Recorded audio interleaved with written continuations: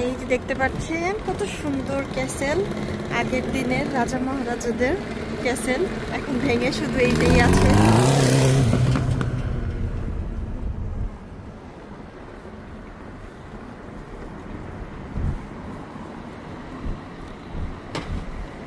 আমরা এখন যে এলাকা দিয়ে যাচ্ছি এলাকার কোনো মানুষই ভালো না, ওরা না কাউকে রেসপেক্ট করে না গাড়ির সময় কাউকে সাইড দেয়। এখানে হচ্ছে গাড়ির ইনসিডেন্ট সবচেয়ে বেশি আছে, কারণ হচ্ছে ওরা গাড়ি যখন চালায় একজন আরেকজনকে ধাক্কা দিয়ে গাড়ি নষ্ট করে উচকিয়ে তারপর যায়। এই যে দেখেন বের হওয়ার সময় তারা কোনো রেসপেক্ট করে না। এখানে রাস্তা পারার সময় ইউরোপে থাকি সবাই দেখে মনে করবে যে হ্যাঁ ইউরোপের তো মনে হয় আইন শৃঙ্খলা অনেক সুন্দর অনেক ভালো, বাট অ্যাকচুয়ালি সব জায়গায় না, কিছু কিছু সাইড, যেমন আজকে আমরা যেই সাইডে এসেছি এই সাইডে হচ্ছে আইন শৃঙ্খলা খুবই বাজে। এখানে না মানুষ রাস্তা পার হয় ঠিক মতো, না আইন শৃঙ্খলা মেনে, না গাড়ি চালায় ঠিক মতো। দেখবেন এই যে একটার ভিতরে আরেকটা গাড়ি ঢুকিয়ে দিবে, কোনো শৃঙ্খলা মানে চলে না, গাড়ি এজন্য নষ্ট হয়। এই জন্য আমি যখন এলাকায় আসি আমার খুব ভয় লাগে। এই যে এটা দেখেন যে কত সুন্দর এই যে মূর্তি,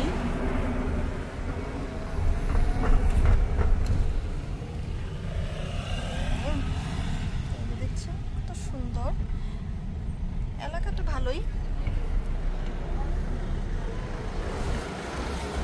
আচ্ছা ওই যে একটা হচ্ছে ওখানে ফার্মেসি, হ্যাঁ এই যে, আর এই যে হলুদ বাতি তো জ্বলতেই থাকে, এটার মানে হচ্ছে সাবধানতা করে যেতে থাকবেন, বাট সাবধানতা কেউ নেই।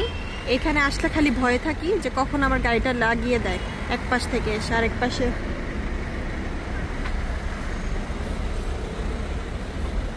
এই যে বাচ্চা নেই ট্রলিতে, খালি ট্রলি নিয়ে যাচ্ছে ভিক্ষা করতে।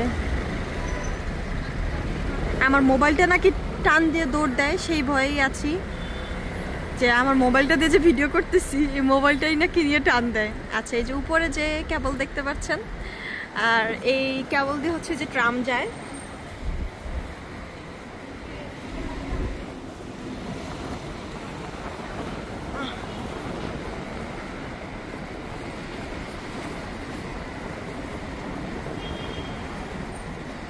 এখানে হচ্ছে সব ডাস্টবিন ময়লার।